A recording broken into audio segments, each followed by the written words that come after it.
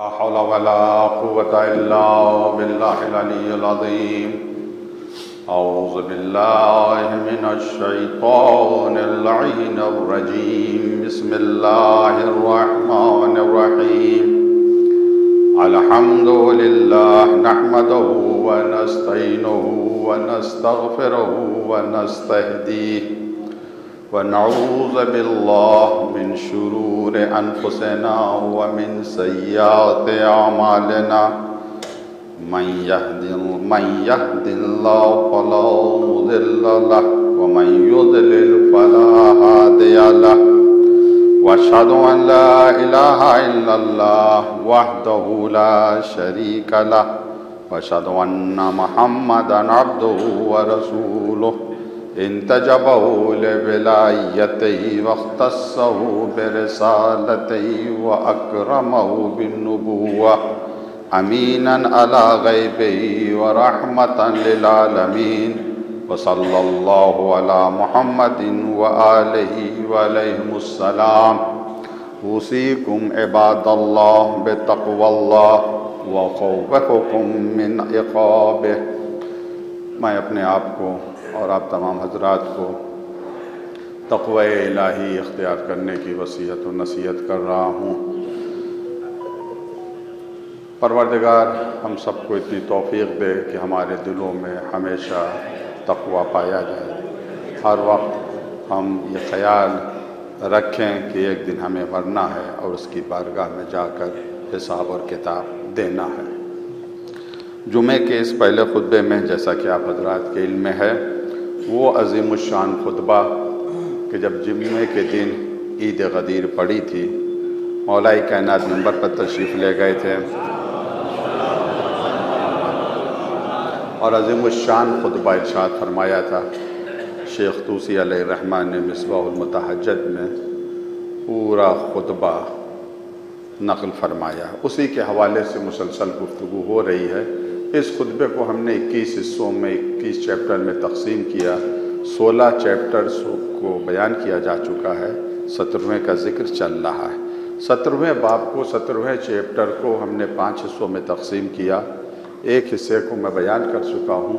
اس chapter کا عنوان میں نے قرار دیا تھا ذمہ داریاں. مولا کائنات ذمہ داریوں کی طرف اشارہ کر رہے ہیں کہ تمہاری ذمہ داریاں کیا ہیں. 5 جملے ہیں. پہلا جملہ جو میں عرض کر چکا ہوں مولا فرماتے رحمکم اللہ بعد انقضاء مجمعکم. اللہ تم پر اپنی رحمت نازل کرے.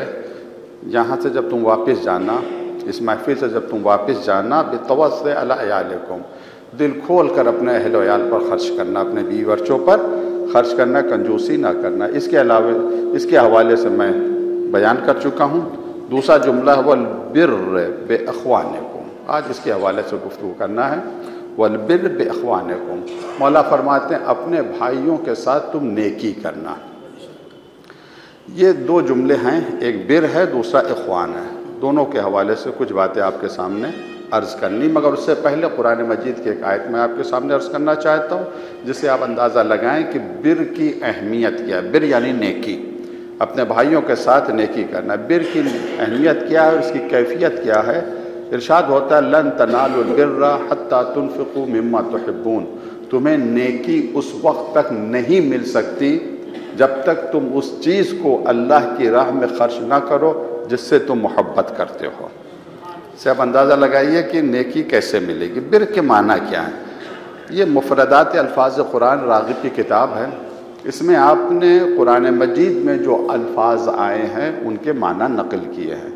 معتبر کتاب ہے, علماء اسی کا زیادہ حوالہ دیتے ہیں. اس میں جو بر کے معنی انہوں نے نقل کیے ہیں وہ یہ البر خلاف البحر. بحر عربی میں کہتے ہیں سمندر کو. بر خلاف البحر. بحر یعنی سمندر. سمندر کے جو خلاف ہو وہ بر کہلاتا ہے, یعنی خشکی. بر کہتے ہیں خشکی کو. تصور منہ توسع فاشتق منہ البر. تصور کیا گیا ہے, یعنی بحر کو سوچا گیا ہے تو تصور کیا گیا ہے. بحر کے معنی کو مد نظر رکھتے ہوئے تصور کیا گیا ہے وسعت کا, پھیلاؤ کا. جب یہ تصور کیا گیا وسعت و پھیلاؤ کا تو اسی سے مشتق ہوا ہے بر. بر کہتے ہیں خشکی کو, اور جب خشکی تو بہت ہے نا, بس سمندر ہے، اس کے علاوہ خشکی ہے، خشکی تو بہت زیادہ ہے، تو خشکی میں جتنی وسعت ہے، جتنا پھیلاؤ ہے، اس کو تصور کرتے ہوئے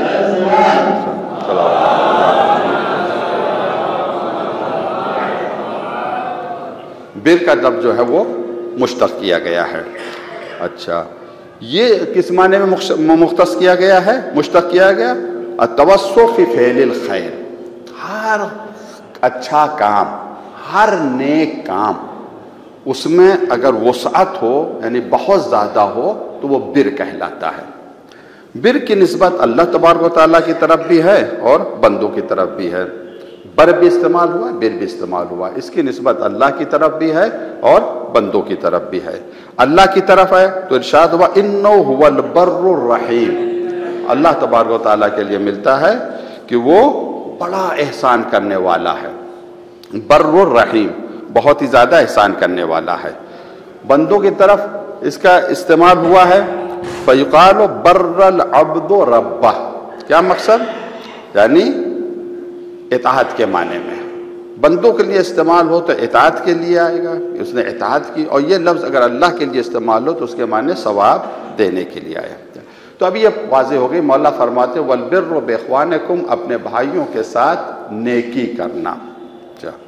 سب سے پہلے میں عرض کروں، دو حدیثیں ہیں جن کا تعلق اہمیت سے ہے کہ اسلام میں بھائی کی کیا اہمیت ہے، مگر اس سے پہلے میں عرض کروں کہ بھائی سے مراد کیا؟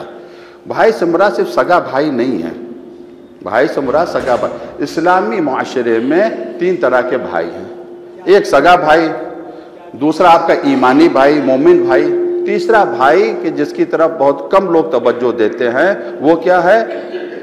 اخو کا دینوں کا، یا دینوں کا اخو کا، تمہارا بھائی تمہارا دین ہے، یہ دین تمہارا بھائی ہے۔ اسلامی معاشرے میں دین کو بھائی کہا گیا ہے۔ تو کوئی بھی بھائی ہو، ہر بھائی کے ساتھ ہمیں نیکی کرنا ہے، یہ مولا کائنات کا حکم ہے، مولا کائنات کا فرمان ہے۔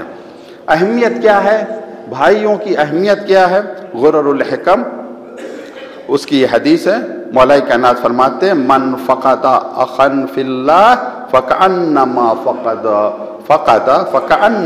فقد اشرف اعضائه، جس نے اپنے بھائی کو کھو دیا، کوئی بھی بھائی ہو، چاہے وہ سگا بھائی ہو، چاہے وہ مومن بھائی ہو، جس نے اپنے بھائی کو کھو دیا گویا اس نے اپنے جسم کے ایک اہم حصے کو کھو دیا۔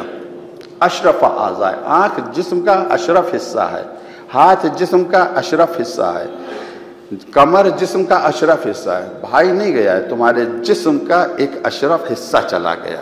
یہی وجہ تھی کہ جب امام حسین علیہ السلام کے کانوں میں قمر بنی ہاشم کی آواز آئی تھی، مولا میرا سلام پہنچے، تو آپ نے فرمایا تھا الان انکسر ظہری، میری کمر ٹوٹ گئی ہے۔ تو بھائی نہیں ہے، دست بازو بھی ہے، قوت بھی ہے، طاقت بھی ہے۔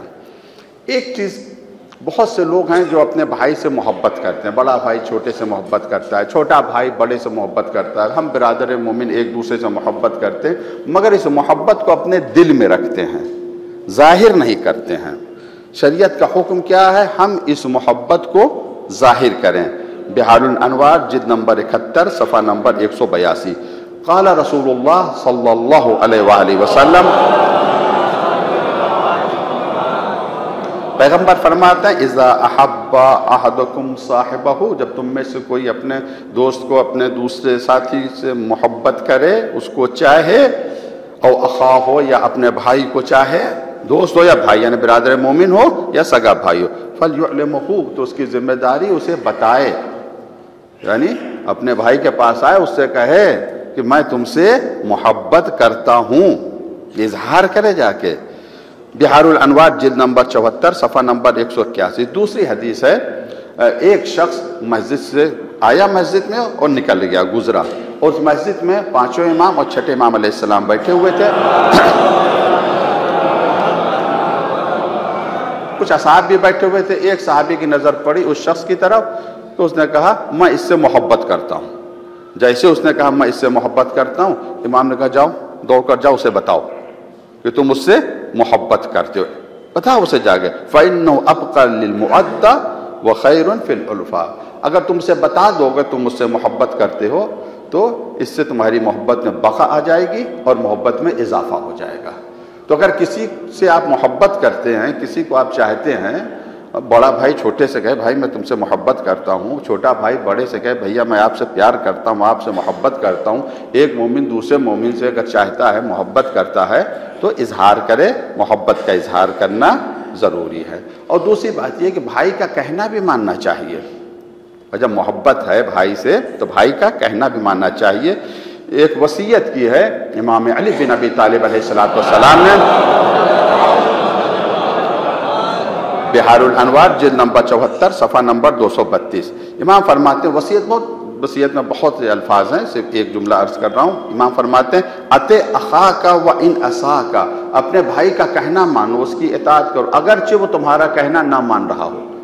ہم یہ کہتے ہیں بھائی جب ہمارا وہ کہنا نہیں مان رہا تو ہم اس کا کہنا کیوں مانیں؟ نہیں، یہ امام علی کے چاہنے والوں کی شان نہیں ہے جو اس طرح کا بدلہ دے، اس طرح کا انتخاب نہیں۔ اطع اخاک، اپنے بھائی کی اطاعت کرو، اس کا کہنا مانو اگرچہ وہ تمہارا کہنا نہیں مان رہا۔ وصلہ وان جفاک، تم اس کے ساتھ رابطہ قائم رکھو اگرچہ وہ تمہارے ساتھ رابطہ قائم نہیں رکھنا چاہتا، تم صلہ رحم کرو اگرچہ وہ قطع رحم کر رہا، تم اپنی ذمہ داری کو پورا کرو۔ جھگڑا ہو جاتا ہے، بھائیوں میں جھگڑا ہو جاتا ہے، تو کبھی ایک بھائی چاہتا ہے دوسرے بھائی سے ملنے کے لیے تو دوسرا بھائی چھڑک دیتا ہے، جب ہم تم سے بات نہیں کریں گے، ہمارے گھر میں نہیں آنا۔ دو مومن بھائیوں میں آپس میں جھگڑا ہو جاتا ہے، ایک قدم آگے بڑھاتا ہے صلح کرنے کے لیے، دوسرا قبول نہیں کرتا، اگر وہ قبول کر لے تو کیا کہنا؟ جو صلح کو قبول نہ کرے، امام جعفر صادق علیہ السلام اس کے بارے میں کیا فرماتے ہیں؟ ملعون ملعون، لعنت ہے اس پر، لعنت ہے اس پر، رجل، وہ شخص ملعون ہے کون؟ یبدو اخوہ بالصلح فلم یصالحہ، کہ اس کا بھائی صلح کی ابتدا کرتا ہے اور وہ اس کی مخالفت کرتا، صلح کو قبول نہیں کرتا۔ تو خدا نخواستہ اگر بھائیوں میں آپس میں جھگڑا ہو جائے، کوئی بھی سگے بھائی ہوں یا ایمانی بھائی ہوں، اور ایک صلح کی ابتدا کر رہا ہے تو سامنے والے کے لیے ضروری ہے کہ صلح کو قبول کر لے، ورنہ چھٹے امام کی نظروں میں وہ ملعون قرار پائے گا۔ ایک بات پر اور توجہ کرنے کی ضرورت ہے، جیسا مولانا فرمایا والبر باخوانکم، اپنے بھائیوں کے ساتھ نیکی کرنا، اس پہ ظلم نہ کرنا، زیادتی نہ کرنا، ان کے حق کو غصب نہ کرنا، حق نہ مارنا۔ باپ مر گئے، بڑا بھائی ہے، اچھا یہاں پہ جو بر باخوانکم، اس سے مراد صرف یہ نہیں کہ بھائیوں کے ساتھ نیکی کرنا، بہنوں کے ساتھ نہ کرنا، یہاں پہ جو یہ نہیں ہے، یہ سب شامل ہے اس میں۔ یہ قرآن اور شریعت کا انداز ہے کہ صیغہ مذکر کا استعمال کیا گیا، مگر اس میں مؤنث ہے، ورنہ اگر اس بات کو بنیاد بنا لیا جائے تو عورتیں بڑے ہی آرام سے گھر میں بیٹھی رہیں گے، کہیں گے بھیا نہ ہمارے پر نماز واجب ہے، نہ ہمارے پر روزہ واجب ہے۔ کہ قرآن نے کیا کہا؟ یا ایھا الذین آمنوا کتب علیکم الصیام، اے مومنوں سے کہا، مومنات سے تھوڑی کہا۔ نماز پڑھنے کے لیے مومنوں سے کہا، مومنات سے تھوڑی کہا، وہ تو گھر میں بیٹھ جانے۔ تو اس میں سب شامل، بھائی بھی بہن بھی۔ تو خدا نہ کرے باپ کا انتقال ہو گیا، اب بھائی ہے گھر پہ، اب یہ اپنے بھائیوں کے ساتھ نیکی کرے، بہنوں کے ساتھ نیکی کرے، ان کا حق ادا کرے، ظلم نہ کرے، زیادتی نہ کرے، ان کا حق نہ مارے۔ دو ایمانی بھائی ہیں، مومن بھائی ہیں، یہ اگر ایک کا حق دوسرے کے پاس ہے تو حق کو ادا کریں، حق غصبی مت کریں۔ امام علی علیہ السلام فرماتے ہیں الجفاء یفسد الاخاء، جفا یعنی ظلم اور زیادتی جو ہے وہ بھائی چارگی کو ختم کر دیتی ہے، اخوت کو ختم کر دیتی ہے، تو ظلم نہ کرنا اپنے بھائیوں کے اوپر۔ اب آئیے عرض کریں کہ بھائیوں کی قسمیں کتنی ہیں۔ دیکھیے میں نے عرض کیا تھا 3 قسمیں، سگا بھائی اور ایمانی بھائی اور دین تمہارا بھائی ہے۔ امام علی علیہ السلام بحال الارواح جلد نمبر 64 صفحہ نمبر 193 کافی کے حوالے سے حدیث نقل کرتے ہیں۔ یہ حدیث ہے امام محمد باقر علیہ السلام سے۔ امام فرماتے قام رجل البصرہ الی امیر المومنین، بصرے میں ایک شخص کھڑا ہوا اور مولا کائنات سے سوال کیا، فقال یا امیر المومنین اخبرنا عن الاخوان، اے میرے مولا مجھے بتائیے بھائی کتنی طرح کے ہوتے ہیں، یہ اخوان یہ بھائی کتنی طرح ہوگا؟ فقال الاخوان صنفان، مولانا نے کہا 2 طرح کے بھائی ہوتے ہیں، بس 2 صنف ہوتی ہیں بھائیوں کی، اخوان السخاء و اخوان المکاشرہ۔ ایک وہ بھائی ہوتا ہے جن کے اوپر تم بھروسہ کر سکتے ہو، سخا کر سکتے ہو، تکیہ کر سکتے ہو جن پر۔ ایک مکاشرہ، مکاشرہ کہتے ہیں کسی کے سامنے ہنسنا، بے تکلفی سے پیش آنا. جب اس کی وضاحت مولا کریں گے تو مکاشرہ کے معنی سمجھ میں آ جائے گا. ابھی میں ثقہ کے اوپر فَأَمَّا إِخْوَانُ الثِّقَا، وہ بھائی جن پر تم بھروسہ کر سکتے ہو، ٹرسٹ کر سکتے ہو، جن پر تم تکیہ کر سکتے ہو، فَهُمْ الْكَفُّ وَالْجَنَاحُ وَالْأَهْلُ وَالْمَالُ. 4 لفظ مولا نے استعمال کیے ہیں، غور کریں. وہ بھائی جس پر تم بھروسہ کر سکتے ہو، جو تمہارا صحیح بھائی ہے، وہ تمہارے لیے تمہارے ہاتھ کی طرح ہے. کف ہتھیلی اور انگلی کو ملا کر کہتے ہیں، تمہارے ہاتھ کی طرح. تصور کریں اگر یہ ہاتھ نہ ہو تو ہم کتنے اپاہج ہو جائیں گے. یعنی اگر وہ بھائی جس پر تم بھروسہ کر سکتے ہو اگر وہ تمہارے پاس نہیں ہے تو سمجھو تمہارے پاس تمہارا ہاتھ نہیں ہے. کف. دوسرا لفظ استعمال کیا والجناح، وہ جناح کہتے ہیں پر کو، وہ تمہارا پر ہے. یعنی یہ بھائی جس پر تم بھروسہ کر سکتے ہو وہ ایسا پر ہے جس کے ذریعے سے تم پرواز کرتے ہو، اونچائی تک پہنچتے ہو، ترقی کرتے ہو. والاہل، وہ تمہاری فیملی کا ممبر ہے، اہل ہے تمہارا. والمال، اور وہ تمہارا مال ہے. اب اس کے 2 معنی ہو سکتے ہیں، یا تو وہ تمہارا مال ہے یعنی اس کا مال تمہارا مال ہے، جب کبھی تمہیں ضرورت ہوگی دے دے گا، یا وہ تمہارا سبب بنے گا کہ تم اپنی تجارت میں کمانے میں اور ترقی کرو، ایسے ایسے مشورے دے گا. مال کا سبب بنے گا یا خود وہ مال بن جائے گا. تو وہ بھائی جس پر تم بھروسہ کر سکتے ہو تمہارے ہاتھ کی طرح ہے، تمہارے پروں کی طرح ہے، تمہاری فیملی کی طرح ہے، تمہارے مال کی طرح ہے. فَإِذَا كُنْتَ مِنْ أَخِيكَ عَلَى حَدِّ الثِّقَةِ، اگر تم اپنے بھائی کے ساتھ اس طرح سو جاؤ گے وہ تمہارے لیے ثقہ بن جائے. یقین کر لو کہ میرا واقعی بھائی ہے، ثقہ اس کے اوپر کر رہے ہو، بھروسہ اس کے اوپر کر رہے ہو، تکیہ اس کے اوپر کر رہے ہو. فَابْذِلْ لَهُ مَالَكَ وَبَدَنَكَ، تو اب اپنے اس بھائی کے لیے جو تمہارا واقعی بھائی ہے جس کے اوپر تم بھروسہ کر رہے ہو، اب اس کے لیے تم اپنا مال بھی خرچ کرو اور اپنی جان بھی خرچ کرو. یعنی دونوں چیزیں اس کی خدمت میں پیش کر دو، مال بھی اور اپنی جسم کی صلاحیت بھی. وَصَافِ مَنْ صَافَاهُ، اور تمہارا بھائی جس سے دوستی کرے تم اس سے دوستی کرو. دوست کا دوست دوست ہوتا ہے. اچھا. وَعَادِ مَنْ عَادَاهُ، تمہارے بھائی کا جو دشمن ہو تم اس سے دشمنی کرو. اپنے بھائی کے دشمن سے دوستی نہ کرو، یہ فریب ہے، یہ دھوکہ دہی ہے. اگر واقعی بھائی ثقہ ہے اس پر تم بھروسہ کر رہے ہو، ایک علامت یہ بھی ہے کہ تمہارے دوستوں سے دوستی کر رہا ہے نہیں کر رہا ہے، دشمنوں سے دشمنی کر رہا ہے نہیں کر رہا. وقت تم سر رہو وعیبہ، اور تمہاری دوسری ذمہ داری ہے وقت تم سر رہو وعیبہ، 2 کام کرو، تم اس کے رازوں کو چھپاؤ اور اس کے عیبوں کو چھپاؤ. راز اس کے چھپاؤ، اس کے راز کو عیاں نہ کرو. اس میں جو عیب تو سب میں ہے، غلطیاں تو سب میں ہیں. کون ہے جس کے اندر عیب نہیں پایا جاتا؟ کس کے اندر غلطی؟ اگر تمہیں بھائی کے عیب کا علم ہو جائے تو بازار میں کھڑے ہو کر، چوراہے پر کھڑے ہو کر، آج کل کے ماحول کے اعتبار سے سوشل میڈیا پر اپنے بھائی کے عیب کو مت اچھالو، میرا بھائی ایسا ہے ایسا ہے ویسا نہیں. اپنے بھائی کے عیب کے اوپر پردہ ڈالو. بعض لوگ ایسے ہوتے ہیں وہ اخوان مکاشرہ میں آئیں گے جو آگے میں عرض کروں گا، ذرا صاحب کا پتہ چل جاتا ہے منہ کے اوپر آ کے کہیں گے. ارے بھائی اپنے بھائی کے منہ کے اوپر آ کے کہہ رہے اسے تکلیف ہوگی، اسے اذیت ہوگی. نصیحت اور ہے، عیب کی طرف نشاندہی کرنا اور ہے. اگر کسی نے سب کے سامنے تمہاری تنقید کی یا تمہارے عیب کو بیان کیا تو صحیح نہیں کیا. جس نے تنہائی میں تمہیں نصیحت کی اس نے بہت صحیح کام کیا. 10 آدمیوں کے سامنے بیٹھے ہوئے، ارے آپ کے اندر فلاں نے آپ کو یہ کہہ دیا، یہ عیب لگا دیا. آپ اتنے ہی مخلص ہیں، آپ اتنے ہی محب ہیں تو پیٹھ پیچھے دفاع کیجئے. پیٹھ پیچھے یا خاموش رہیں گے یا عیب میں شامل ہو جائیں گے، غیبت میں شامل ہو جائیں گے، منہ کے اوپر آ کے مکاری کریں گے. خداوند عالم ایسے دوستوں سے، ایسے بھائیوں سے بچائے. فلا تقطعن ذلک منہم، ان سے قطع تعلق مت کرنا. فلا تقطعن، قطع مت کرنا ان سے. ولا تطلب، اچھا یہ بتایا امام نے. وقت تم سر رہو عیبہ، ان کے رازوں کو چھپاؤ اور ان کے عیب پر پردہ ڈالو. واظہر من الحسنہ وعلم، اور اچھائی کو ظاہر کرو اس کے لیے. وعلم، تمہیں جاننا چاہیے. ایھا السائل، اے سوال کرنے والے. بصرے میں پوچھا ہے کسی نے مولا سے کہ بتائیے بھائی کتنے طرح کے ہوتے ہیں. اے سائل تمہیں سمجھنا چاہیے انہم اقل من الکبریت الاحمر، یہ ایسے بھائی جن پر تم بھروسہ کرو یہ کبریت احمر سے بھی کم ہیں. کسی چیز کی قلت کو بیان کرنا ہوتا ہے عربی میں تو کبریت احمد کہا جاتا ہے. نایاب ہے، یعنی بہت ہی نایاب ہے.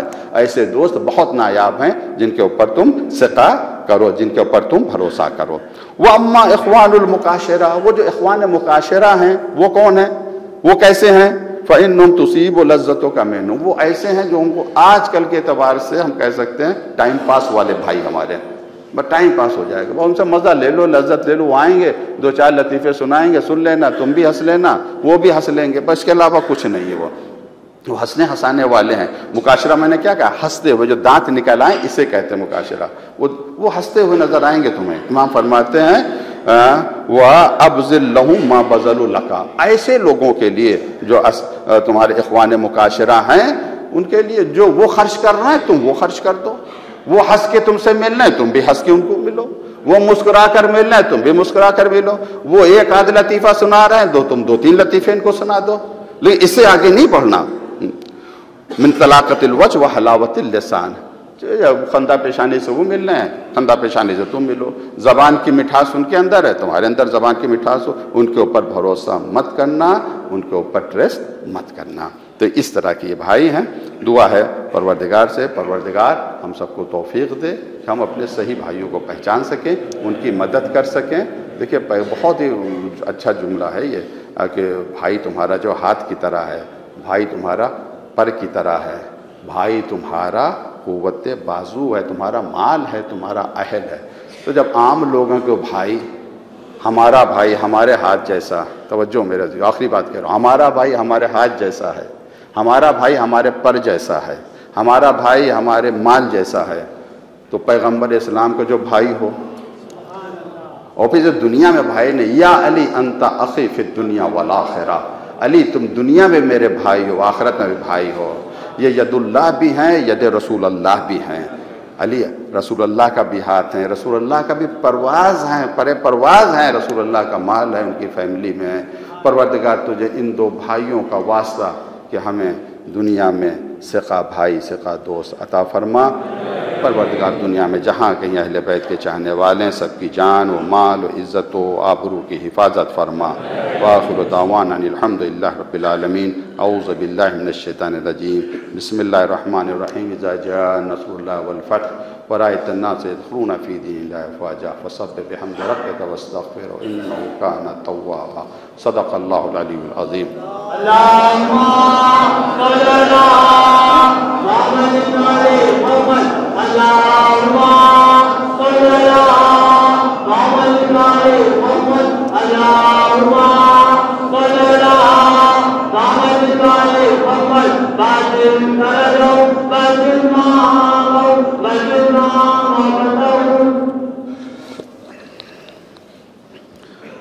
اعوذ باللہ من الشیطان الرجیم، بسم اللہ الرحمن الرحیم۔ الحمد للہ نحمدہ ونستعینہ ونستغفرہ ونستہدیہ ونؤمن بہ ونتوکل علیہ ونعوذ باللہ من شرور انفسنا ومن سیئات اعمالنا، من یہد اللہ فلا مضل لہ ومن یضلل فلا ہادی لہ، واشہد ان لا الہ الا اللہ وحدہ لا شریک لہ، واشہد ان محمدا عبدہ ورسولہ ارسلہ بالہدی ودین الحق لیظہرہ علی الدین کلہ ولو کرہ المشرکون۔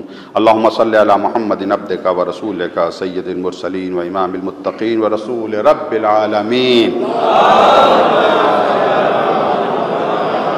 اللہم صل علی علی امیر المومنین وصی رسول رب العالمین، عبدک وولیک واخی رسولک وحجتک علی خلقک وآیتک الکبری ونبع العظیم۔ صلی علی صدیقۃ طاہرہ فاطمہ سیدۃ النساء العالمین، وصلی علی سبط رحمہ امام الہدی الحسن والحسین سید شباب اہل الجنہ، وصلی علی ائمۃ المسلمین علی بن الحسین سید الساجدین وقرۃ عین الناظرین وزین العابدین، ومحمد بن علی باقر العلم بعد النبی، وجعفر بن محمد الصادق البار الامین، وموسیٰ بن جعفر الطاہر الطہر الکاظم، وعلی بن موسیٰ الرضا المرتضی، ومحمد بن علی جواد التقی۔ اللہم صلی علی علی بن محمد النقی الناصح الامین، اللہم صلی علی الحسن بن علی الزکی العسکری، اللهم صل على نورك وسراجك وليك وصيك وحجتك وخلف الهادي المهدي حججك على عبادك وامنائك في بلادك صلاة كثيرة دائمة اوصيكم عباد اللہ بتقوى اللہ۔ اس خطبے میں اپنے آپ کو اور آپ کو تمام حضرات کو تقوی الہی اختیار کرنے کی نصیحت اور وصیت کر رہا ہوں۔ پروردگار ہم سب کے دلوں میں خوف، اس کی عظمت کا خوف، اپنی عظمت کا خوف ہمیشہ ہمارے دلوں میں ڈالتا رہے، ہر وقت ہم اس سے ڈرتے رہیں۔ دوسرے خطبے میں عموماً مناسبات سے گفتگو کی جاتی ہے۔ آج کل کی سب سے بڑی مناسبت ایام فاطمیہ ہیں۔ صدیقہ کبریٰ حضرت فاطمہ زہرا سلام اللہ علیہا، آپ کی شہادت کے ایام ہیں۔ انہی ایام میں مجالسیں ہو رہی ہیں بہت زیادہ ماشاءاللہ سے۔ دو تین باتوں کو ذکر کرنا ہے، سنجیدگی سے گھر پر جا کر ان کے بارے میں غور کیجئے گا، سوچئے گا، اگر صحیح ہو تو عمل کرنے کی کوشش کیجئے گا۔ ایام فاطمہ مجالس بے انتہا بہت ہو رہی ہیں، وہ ہونی چاہیے، اس سے زیادہ ہونی چاہیے۔ پہلے اس طرح سے ایام فاطمیہ نہیں منائے جاتے تھے، اب اور زور شور سے منائے جا رہے ہیں۔ انشاءاللہ بعد کا جو زمانہ آئے گا وہ زمانے میں ایام فاطمیہ اور زور شور سے منایا جائے گا۔ جیسے جیسے زمانہ گزرتا جائے گا ایام فاطمیہ کی عظمت اور اس کی اہمیت بڑھتی جائے گی، آگے بڑھتی جائے گی۔ یعنی کسی مجلس میں نے عرض کیا تھا، کچھ لوگ اعتراض کرتے ہیں پہلے ایسا نہیں تھا اب ایسا کیوں ہے، تو میں نے عرض کیا تھا کسی مجلس میں جس دن امام حسین علیہ السلام کی شہادت ہوئی ہے کہ 61 ہجری کے بعد جلوس نکلنا شروع ہو گیا تھا، مجلسیں ہونا شروع ہو گئی تھی۔ کتنا عرصہ لگا، آج جس طرح سے عزاداری ہو رہی ہے دنیا کے کونے کونے میں عزاداری ہوئی، اس میں وقت لگا، صدیاں لگتی ہیں۔ پروردگار کی سنت ہے، ہر کام کو اسباب کے ذریعے انجام دیتا ہے۔ جہاں جہاں جیسے جیسے مواقع فراہم ہوتے رہے ویسے ویسے عزاداری بڑھتی گئی۔ اب موقع فراہم ہو رہے ہیں، اب عزاداری اور آگے بڑھے گی۔ یہ جو حادثات ہوئے ہیں آپ کے سامنے ہیں، ان جو سید حسن نصر اللہ کی شہادت ہوئی، ان سب حادثات کو مد نظر رکھتے ہیں پوری دنیا متوجہ ہے شیعت کی طرف کہ شیعہ کون ہے، ان کو اپنی جان پیاری کیوں نہیں ہے، یہ ڈرتے نہیں ہیں، یہ خوف نہیں کھاتے ہیں، اور یہی باطل سے ٹکرا رہے ہیں، اگرچہ باطل سپر پاور ہیں۔ پھر وجہ کیا ہے؟ وجہ یہ ہے کہ ہمارے دلوں میں دختر رسول کی محبت ہے، اور یہ محبت دلوں میں بزدلی نہیں پیدا کرتی ہے، شجاعت پیدا کرتی ہے۔ خیر انہیں تو ہمیں جواب نہیں دینا ہے، آپ سے اور آپ کے ذریعے سے وہ مومنین سے کہ جو نماز جمعہ میں نہیں آتے ہیں لیکن آپ سے تو ملاقات ہوتی ہے، ان تک یہ پیغام آپ پہنچائیں۔ کیا ہمارا صرف یہی ہماری ذمہ داری ہے کہ ایام فاطمیہ میں ہم سے مجلسیں کر لیں، رو لیں، ماتم کر لیں، کھانا کھلا لیں، تبرک بانٹ لیں، یہی ذمہ داری ہماری؟ تھوڑا سا غور کرنے کی ضرورت ہے۔ ہم نے فضائل اور مصائب کو، ہم میں سے مراد سب نہیں، میں سب کی بات نہیں کر رہا ہوں، ہر جگہ کچھ نہ کچھ استثناء ہوتا ہے۔ مخلصین ہیں، اگر دنیا مخلصین سے خالی ہو جائے تو تباہ و برباد ہو جائے، ایسی بات نہیں، سب کی اکثریت کی بات کر رہا ہوں، کچھ لوگوں کی بات کر رہا ہوں۔ فضائل کو، مصائب کو اور مجالس کو، محافل کو کھانے پینے کا اور ثواب کا ذریعہ بنا لیا ہے۔ اکثر کھانا پینا ہے اور کیا بھیا ثواب مل جائے، بخشش ہو جائے، برکت آ جائے، گناہ معاف ہو جائے، اس کا ذریعہ بنا دیا۔ اس سے آگے ایک قدم بڑھانا ہے۔ بے شک ثواب ملے گا، کوئی بھی ایام فاطمہ میں مجلس کرے گا، مجلس میں شرکت کرے گا، بے شک اسے ثواب ملے گا، کوئی انکار نہیں کر سکتا ہے ثواب۔ لیکن کیا ہم صرف ثواب کے لیے مجلس کر رہے ہیں؟ ہم صرف کھانے کے لیے مجلس کر رہے ہیں؟ ہم صرف تبرک کے لیے مجلس کر رہے ہیں؟ ہم صرف وجہ سے پڑھ رہے ہیں کہ ہمیں لفافہ مل رہا ہے اس وجہ سے؟ اگر یہ تمام چیزیں سبب بن رہی ہیں مجلس کرنے کا تو افسوس کے ساتھ کہنا پڑے گا جناب سیدہ سے محبت نہیں ہے، اپنے آپ سے محبت ہے، یہ خود غرضی ہے، خود غرضی ہے، یہ ہم اپنے لیے کر رہے ہیں جو کچھ، ان کے لیے نہیں کر رہے۔ اگر ان کے لیے کرنا ہے تو ہمارا انداز بدلا ہونا چاہیے۔ ہماری سب سے بڑی ذمہ داری آج کے اس حساس دور میں ہم جناب سیدہ سلام اللہ علیہ کی سیرت کو دنیا والوں تک پہنچائیں۔ مجلس ہوتی ہے، ثواب بے شک ثواب ملتا ہے۔ دیکھیں مجلس کی اہمیت کا کوئی انکار نہیں کر سکتا، ہاں، لیکن مجلس میں جو آتا ہے پڑھتا ہے، ٹاپک پہ، مضمون پر، موضوع پر کون کتنا پڑھتا ہے یہ آپ مجھ سے بہتر جانتے ہیں، کیونکہ زیادہ تر جو ذاکرین ان کی رٹی رٹائی مجلسیں ہیں، دو چار جملے کہیں گے پھر ادھر ہی چلے جائیں گے وہ جا کر۔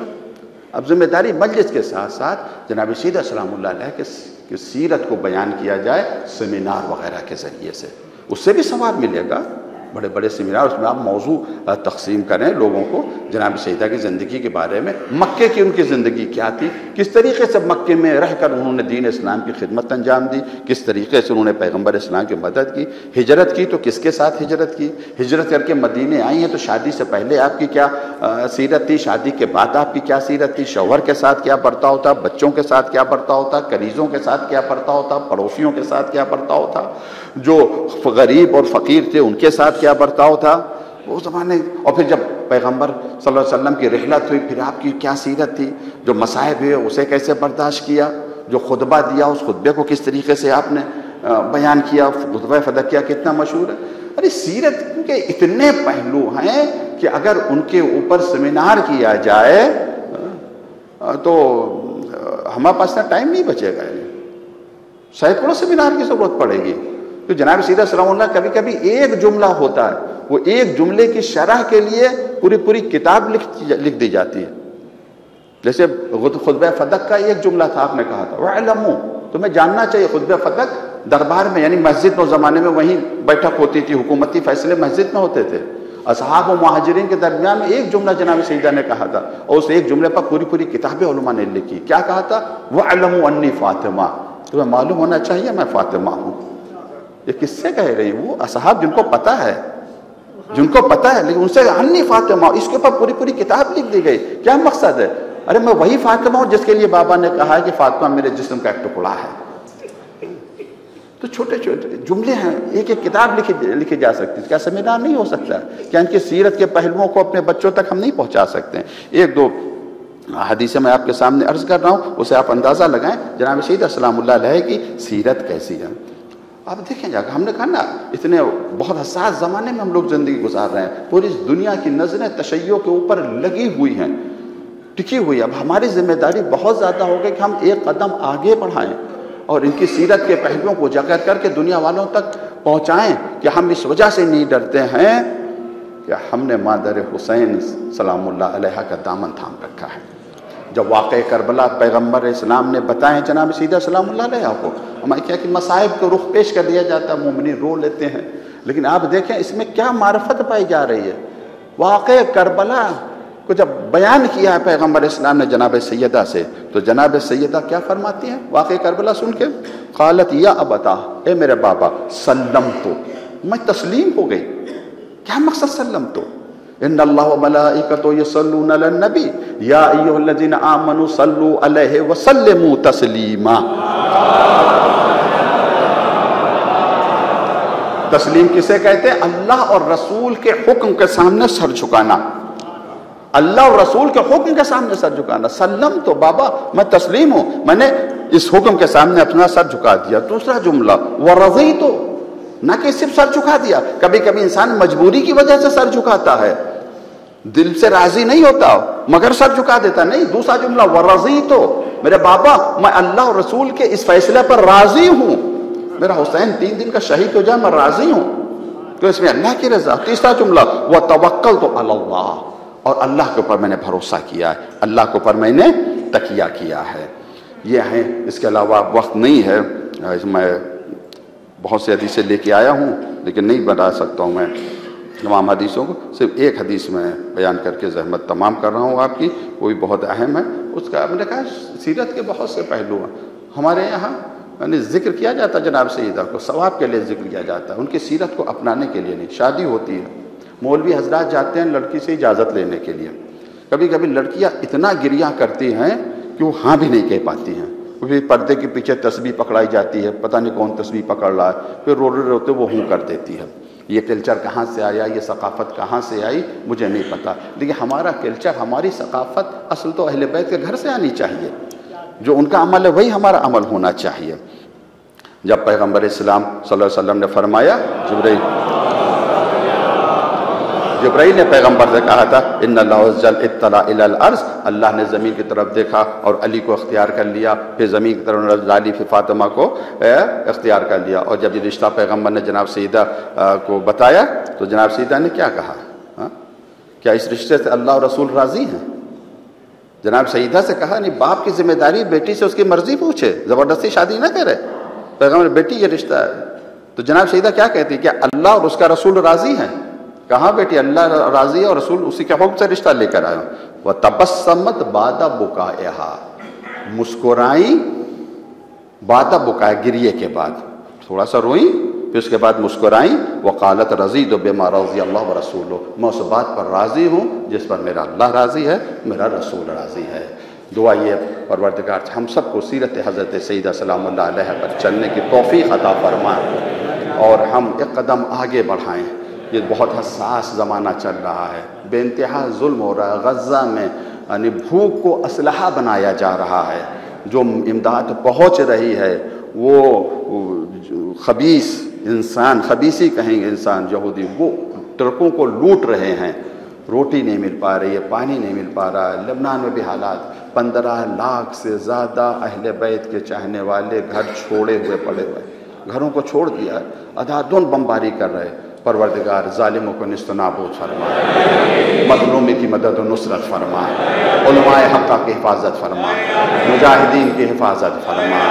پروردگار ہمیں سے جو بیمار سب کو شفا عطا فرما، جو مقروض ان کا قرض عطا فرما، ہمارے اموات کی مغفرت فرما، ظہور امام کے ظہور میں تعجیل فرما، ہمیں اتنی توفیق دے ہم اپنے امام کو پہچان سکیں، ان کی اطاعت کر سکیں۔ اللہم تقبل منا انکا انت السمیع العلیم، وآخر دعوانا ان الحمدللہ رب العالمین۔ سب سے آخری کلمہ، سب کلام کا سب سے آخر کلام، بہترین کلام یہ ہے کہ کلام کا اختتام خدا کے کلام پر کیا جائے۔ بسم اللہ الرحمن الرحیم۔ من یتول اللہ ورسولہ والذین آمنوا فإن حزب اللہ هم الغالبون، جو اللہ اور اس کے رسول اور ایمان والوں کو اپنا ولی بنائے گا تو وہ اللہ کی جماعت میں شامل ہو جائے گا، اور اللہ کی جماعت ہی یعنی حزب اللہ ہی غالب ہونے والی ہے، اسی کا ہمیشہ غلبہ رہے گا۔ السلام علیکم ورحمۃ اللہ وبرکاتہ۔